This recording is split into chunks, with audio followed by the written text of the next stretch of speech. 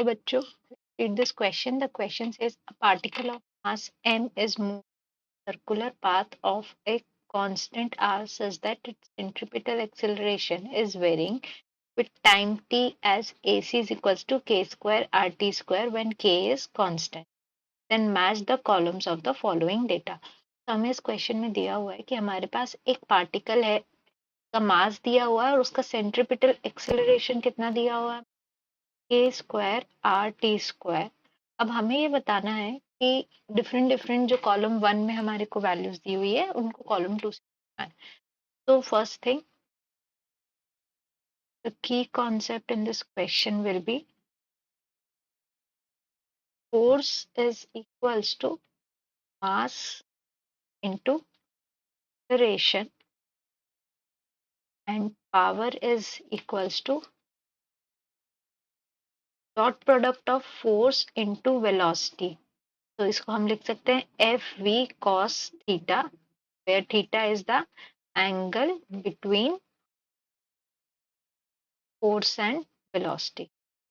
अब क्वेश्चन में हमारे पास क्या है, हमारे पास एक सर्कुलर पाथ है, उसमें एक हमारा पार्टिकल मूव कर रहा है। So when ever there is a circular path, उसमें जो एक्सेलरेशन है वो दो टाइप के होते हैं, एक सेंट्रीपिटल फोर्स होता है और एक टेंजेंशियल फोर्स होता है। तो अब सेंट्रीपिटल फोर्स हमारा सेंटर की तरफ लगेगा, टेंजेंशियल हमारा इन डायरेक्शन ऑफ वेलोसिटी लगता है, या मतलब टेंजेंट टू द कर्व होता है। सो और उसी के रिस्पेक्ट में हमारा एक्सेलरेशन हो जाएगा, टेंजेंशियल एक्सेलरेशन एंड सेंट्रीपिटल। तो इस क्वेश्चन में हमारे को दिया हुआ है centripetal acceleration is equals to K square R T square. तो इससे अगर हम सेंट्रीपिटल फोर्स निकालें तो ये क्या हो जाएगा, mass into acceleration, this is equals to M K square R T square. ये हो गया हमारा सेंट्रीपिटल फोर्स।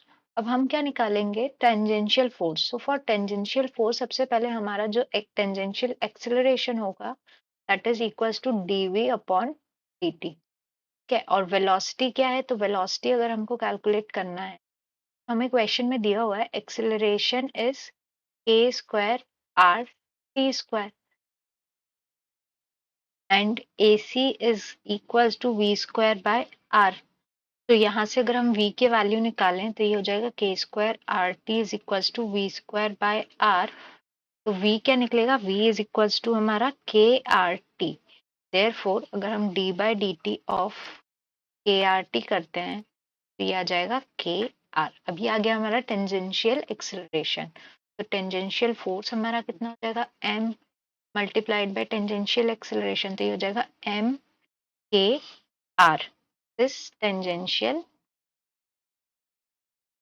फोर्स। अब हमें निकालना है power due to centripetal force.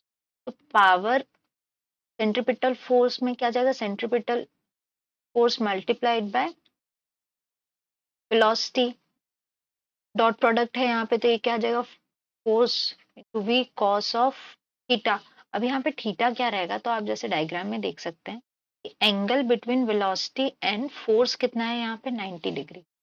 तो थीटा क्या है, 90 डिग्री। तो इफ वी पुट, तो ये क्या आ रहा है, F C V cos of 90। तो ये क्या हो जाएगा हमारा, तो from this we can say power due to centripetal force is always 0। अब अगर हम टेंजेंशियल पावर निकालते हैं तो power due to tangential force क्या हो जाएगा, F T V cos of, tangential force और वेलोसिटी के बीच में एंगल कितना है, 0। तो ये क्या आ गया, कॉस 0। तो दिस इज एफ टी हमारा कितना था, एम के आर, और वी कितना था, के आर टी। तो ये क्या हो गया, M K square R square T. This is the power delivered by, the power due to tangential force is M K square R square T. अब अगर हम मैच करते हैं तो सेंट्रीपिटल फोर्स हमारा कितना आ रहा था? Centripetal force was mk² r t²। तो ये हो गया हमारा सेंट्रीपिटल फोर्स। फिर टेंजेंशियल फोर्स mkr था, तो ये हो गया हमारा tangential force. Power delivered bye centripetal force हमारा हो गया 0 is d। So the answer is यहाँ A is connected with R, B is connected with P, C is connected with S, and D is connected with Q. This is the required answer. I hope you understood the question well. Best of luck.